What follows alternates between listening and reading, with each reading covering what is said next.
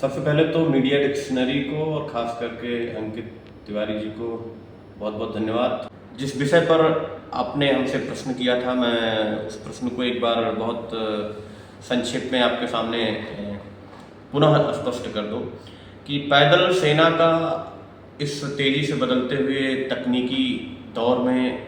क्या रिलेवेंस है, और ख़ास करके भविष्य में जो भविष्य के युद्ध हैं, जो फ्यूचर वार हैं, उनमें इन्फेंट्री का क्या रोल होगा। क्योंकि जो 21वीं शताब्दी है, वहाँ पर वार और वारफेयर का जो पैटर्न है वो पूरी तरीके से बदला है। जो पहले बेसिकली वार का जो डोमेन होता था वो लैंड, सी और एयर, उसके 3 बेसिक डोमेन होते थे, लेकिन अब हम 21st सेंचुरी में मल्टी डोमेन वारफेयर में आ गए हैं। बहुत सारे बहु डोमेन युद्ध देख रहे हैं, और जो दुनिया में खास करके 21वीं शताब्दी में पिछले हाल के कुछ वर्षों में आपने युद्ध देखा हो, चाहे रूस यूक्रेन युद्ध रहा हो,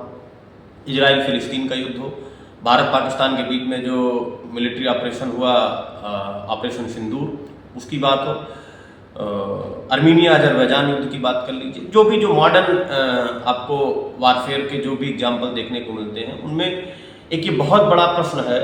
कि क्या की टेक अवेज हैं भारत की सेना के लिए, खास करके पैदल सेना के लिए, कि वह अपने आप को और व्यवस्थित और सुसंगठित करे और अपनी उपादेयता, अपनी प्रासंगिकता को 21वीं शताब्दी और जो भविष्य के युद्ध हैं उनमें अपनी प्रासंगिकता को बनाए रख सके। तो सबसे पहला जो मैं जिस विषय पर बातचीत करना चाहता हूँ, पहला तो ये कि जो बैटल फील्ड है अब वो बहुत ट्रांसपेरेंट हो गया है। The modern battle field has become more than earlier transparent, है ना। जितना पहले होता था उससे ज़्यादा ट्रांसपेरेंट इन द टर्म कि जो पहले जो सेना, जो पैदल सेना का जो टुकड़ियाँ चलती थी, उनका जो मूवमेंट होता था वो बहुत लंबे लंबे कॉन्वॉय, बहुत लंबे लंबे जो है उनकी सैन्य टुकड़ियाँ होती थी, छिपाव के बहुत पारंपरिक तरीके होते थे। लेकिन आज 21वीं शताब्दी में जब हमारे पास सर्विलांस और रिकॉनियंस के सिस्टम बहुत अपडेटेड आ गए हैं, AI अपना रोल निभा रही है, नेविगेटिंग सिस्टम हमारे पास बहुत ज़्यादा उन्नत आ गए हैं, ऐसे में छिपाव के तरीके और कंसिलिएशन के तरीके अब वो पुराने हो गए हैं, और लगभग ये कहें तो जो पुरानी पद्धति थी वो इरेलीवेंट हो गई है। तो पहला कि ये बहुत ही भारत की फौज के लिए ये समझना होगा कि बहुत बड़ी संख्या में सैन्य टुकड़ी का मूवमेंट अब प्रैक्टिकली इम्पॉसिबल होगा। दूसरा, उनको क्या करना होगा, एक जो पैदल सेना की जो टुकड़ी है अब वो केवल डायरेक्ट फाइट या केवल जो उनके पास ट्रेडिशनल जो वेपन सिस्टम होते थे उसके साथ साथ उनको अपने आप को ड्रोन वारफेयर, खास करके अनमैन्ड एरियल सिस्टम और इलेक्ट्रॉनिक वारफेयर और इंफॉर्मेशन वारफेयर को भी जो है उसके साथ इंटीग्रेट करना होगा और उसको उसमें अपने आप में इनकलकेट करना होगा।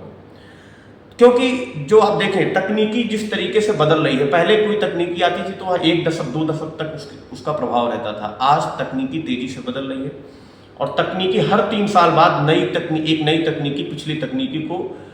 ट्रांसफर कर दे रही है और रिप्लेस कर दे रही है। तो यह समझना होगा कि जो तकनीकी का जो एडेप्टेशन है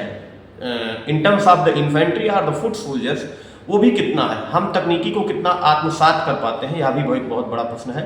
और जितनी जल्दी हम आत्मसात कर पाएंगे उतनी जल्दी ही हम भविष्य के युद्धों के लिए अपने आप को तैयार कर पाएंगे। क्योंकि देखिए, आपने रूस यूक्रेन युद्ध को अगर मैं खास करके बातचीत करूं तो वहां पर यूक्रेन की जो फौज है उनके पास कोई बहुत विशेष अनुभव नहीं था F-16 जैसे फाइटर एयरक्राफ्ट को उड़ाने का, लेकिन उनको वो वेपनरी सिस्टम वो प्रोवाइड कराए जाते हैं, उनके पास वो एयरक्राफ्ट आते हैं, और 6 सप्ताह के अंदर उन्होंने अपने आप को इस लायक बना लिया कि वो सभी तकनीकी से वो अवेयर हो गए और उसका उन्होंने कुशलतापूर्वक इस्तेमाल किया रूस के विरुद्ध अपने आप की सुरक्षा करने में। और जो अभी मैं आपने ऑपरेशन सिंदूर की मैं खास करके बात करूं, जहां पर भारत पाकिस्तान ने जो खास करके भारत ने जो प्रदर्शन किया, पराक्रम का प्रदर्शन किया, और पाकिस्तान के 9 बड़े ठिकानों पर हमने जिस प्रिसीजन के साथ स्ट्राइक किया, तो जो टाइम फैक्टर है from detection to destruction that has been reduced now within 30 second. 30 second के अंदर हम टारगेट को डिटेक्ट करते हैं और उसको डिस्ट्रक्ट भी करते हैं। तो ये जो एक्यूरेसी है और ये जो स्पीड है, ये जो वेलोसिटी है अपने टारगेट को अचीव करने की, ये भी एक बहुत बड़ा महत्वपूर्ण बिंदु है जो कि भारतीय सेना के लिए इसको तैयार रहना चाहिए। दूसरा, अगर मैं बातचीत करूं कि भारत की सेना के लिए उसको क्या खास करके और उसके दूसरे निहितार्थ पर अगर हम ध्यान दें तो एक ये है कि जो हमारे यहाँ जो डिफेंस की जो इंडस्ट्रीज हैं उसको भी थोड़ा सा हमको एक तरीके से रिडिफाइन करने की जरूरत है, पुनर्परिभाषित करने की जरूरत है। क्योंकि एक एग्जाम्पल केस स्टडी के माध्यम से समझते हैं, जब रूस यूक्रेन युद्ध प्रारंभ हुआ और उनके पास यूक्रेन को 155 की जो मोर्टार और जो उनको सेल्स थे, उनकी जो रिक्वायरमेंट थी, वो अमेरिका से जो उनको एड के रूप में, सहायता के रूप में मिल रही थी, वो उतनी थी जितना उनकी एक दिन की जरूरत थी, उतना उत्पादन अमेरिका जैसा देश एक महीने में कर रहा था। मतलब इतनी ज्यादा हैवी डिमांड का कोई उनके पास सप्लाई चेन सिस्टम नहीं था।